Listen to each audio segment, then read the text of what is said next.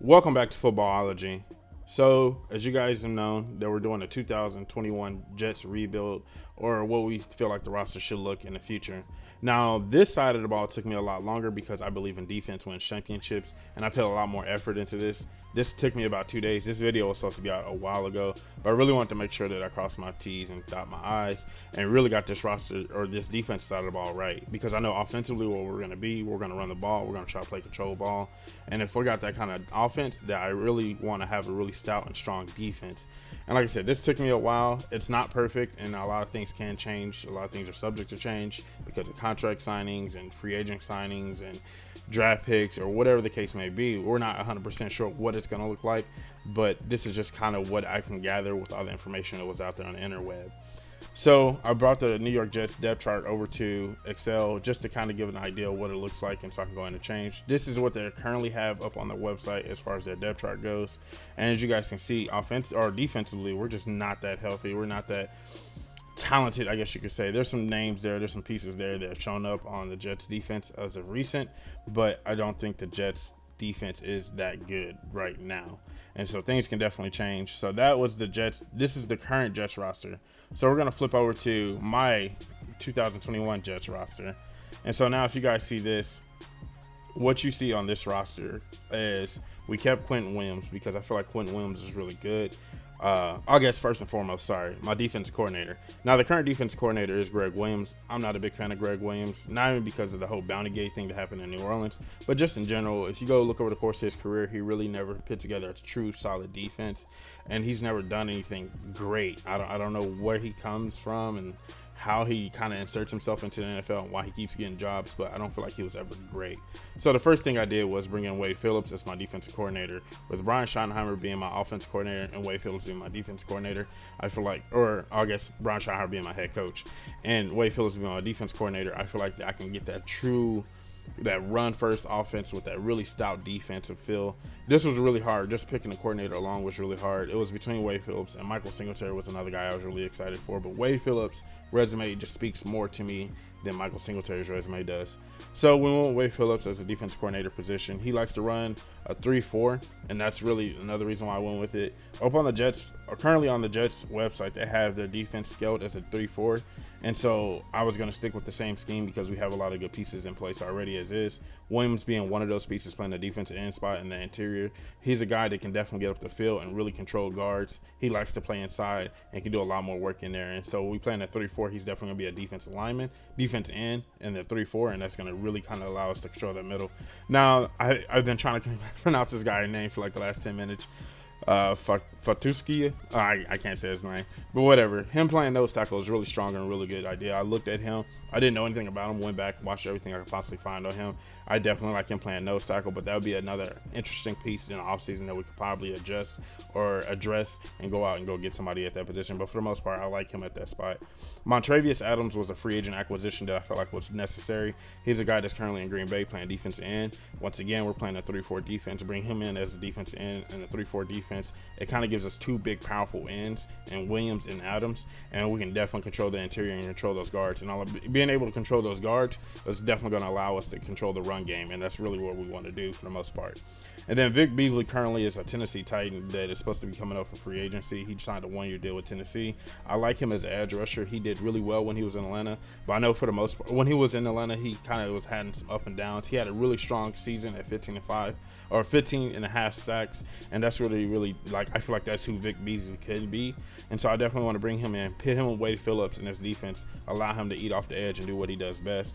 We get CJ Mosley back off the COVID list, or the opt-out list, if you will. Hopefully, that if everything is going well, obviously I can't tell the future, but if we can get CJ Mosley back, that alone is going to bolster this defense in itself. But getting CJ Mosley back off of the opt-out list would be nice. And then Blake Cashman was a guy that I promoted from backup linebacker to starting linebacker. I like his speed, I like his athleticism, I like his ability to fly from sideline to sideline to the ball. And we lost, like I said, a lot of guys to free agency as well. So that was just something that I was looking at. You also can see at the third round, I'm definitely going to spend a pick on getting a linebacker there, and also is going to spend a third round pick on a defensive lineman. I spent a lot of my picks on this side of the ball because this is where it needs. I realized that on the offensive side of the ball it was definitely easier, but on the defense side of the ball there was a lot more holes and a lot more voids there that I needed to fill. So I'm spending a 3rd round pick on a defense alignment, and then I'm going to spend another 3rd round pick on the interior linebacker, because I feel like that's really important to kind of bolster this. And with Wade Phillips once again being our defense coordinator, I know he loves his linebackers being good and stout. And then in the 2nd round, I'm definitely going to get a pass rusher. Now, the 2nd round pick was really interesting for me. I didn't know if I want to go edge rusher or outside rusher, or if I want to go with the interior linebacker. Those are two positions that I felt like that I could use with that pick. Depending, I guess it'd be one of those situations, depending what's on the board and who I have highly rated there, it would definitely be an edge rusher. Want to get after the quarterback. Vic Beasley is an older guy. He's a vet. Let's try to bring in a young guy to kind of get off the other edge as well. I feel like if we can get those two guys working in synchronicity, it'd be great, and especially with our defensive line. Easier said than done, I know, but it would be great. And then in the 1st round, with our 2nd first round pick, in our first round pick, we went out and got a tackle, moved Mekhi Becton to right tackle, and with our 2nd first round pick, we're going to go get a start in the corner. Now, the guy I have in my mind, I might end up having to use my early 1st round pick for, but Patrick Zortan, the 2nd, he's currently in Alabama. He's a corner, and that dude looks amazing. I would love to have him in my secondary, if at all possible. That would be a guy that I feel like can really give us that size and length and athleticism in the secondary that I will be able. The speed, athleticism, and size that I would want at the cornerback position to be able to cover some of the guys that's currently in the AFC East. And so that bringing in Zortan, like I said, I might actually end up having to flip my picks and use a later round pick or my later 1st round pick on the tackle or offensive piece, and going to go get Zortan with the earlier 1st round pick. That could intertwine or kind of flip flop there. So now at the CB2 position, I kind of just pencil in Bryce Hall at that position just because I really didn't know where else to go. And I mean, that would definitely be a place where I was going to spend some more draft capital in. I was thinking about going to get somebody out of free agency, but I feel like I've done a lot in free agency to the point where my cap or my money would be kind of funky. So I don't want to do too much as far as bringing in more free agents. Bryce Hall, like I said, is just a pencil in. If you guys got another guy, like I don't know the Jets roster and like the true depth of the Jets roster, and I've been trying to do my research. But if you guys got somebody definitely that you feel like can play that CB2 position, if we get Zortan to play the 1, who do we got playing the 2? Let me know what you think in the comment section below about Hall. If you like Hall, if you're a Hall fan, maybe you're a Hall guy. I like him. I think he's decent, especially playing the corner 2 spot. And then we went out in free agency once again and got Keanu Neal from Atlanta. Now, Keanu Neal, the reason why I want to bring him in, especially at the strong safety position. Now, Keanu Neal is a guy that can play high if he wants to, but I don't think he has a lot of ability to play high. I think he's bestly served in the box or down around the line of scrimmage. Allow him to kind of come in and stop the run and control the line of scrimmage with some of his linebackers. I feel like that's where Keanu Neal flourishes the most, with that intermediate area off the line of scrimmage, so about 20 yards, 25 yards off the line of scrimmage. That's where Keanu Neal can kind of shine and show his best. And we had a guy like that on the roster in Jamal Adams that can really play in that intermediate area, and obviously got rid of him. So bringing Keanu Neal just to kind of fill that void for right now, I think that would be a good pickup. I think he'd be a guy that can definitely be an enforcer type guy that can really control the line of scrimmage with some of the linebackers. And then Marcus May right now is currently going to be a free agent at the end of the year.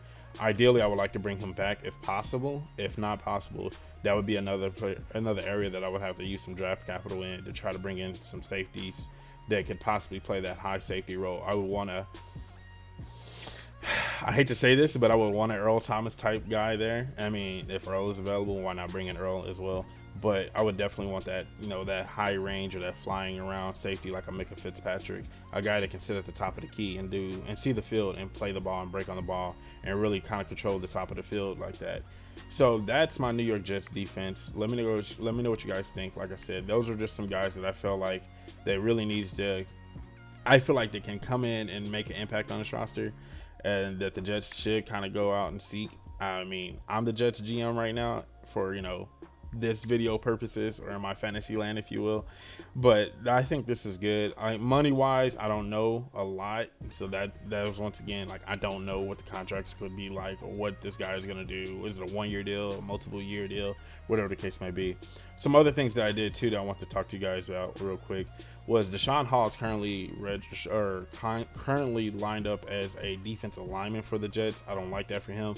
He was best suited on the edge when he was in Texas A&M with Myles Garrett on the other side. put him out on the edge as well. Currently, I have him as a backup behind Beasley, and if he's the backup, I think that would be a really good move for him. And then Bryce Health is currently as well a defensive lineman with the Jets, and I moved him to outside linebacker as well because he's served best on the edge as well. So those are my backup guys. And that's another thing too. Creating depth on this roster would be very important. But right now, we're trying to get our 22 together. We'll get our 22 starters, and then we'll be all right. But then after that, then we can start worrying about depth and trying to bring in guys of that nature. Let me know what you guys think in this comment section. And let me know what you guys think about this roster in the comment section. Do you feel like this defense can be formidable and can be a tough defense and be a scary defense? Did I miss somebody? Did I miss some guys? There's some guys that you want to see penciled in over some other guys I currently have here. It's free agents, draft picks, whatever the case may be. Let me know what you guys think in the comment section below. And if you're not a footballologist yet, go and subscribe to the YouTube channel today. Become a footballologist. And stay safe, football fans.